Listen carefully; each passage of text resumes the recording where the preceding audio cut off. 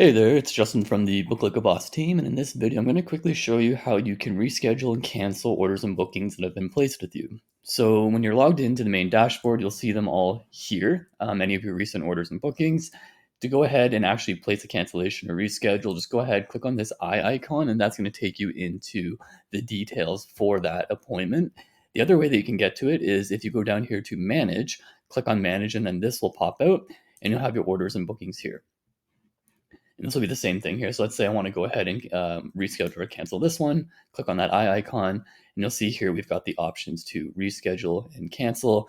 And essentially, you can leave a note as well for the person. They'll get an email letting them know that they can now go ahead and reschedule or that the appointment has been canceled. And again, you can provide a message to the person as a reason for why you're doing that. So that's simple. If you have any other questions, please feel free to reach out to us using the chat icon down in the bottom right hand side, and we'll help you out.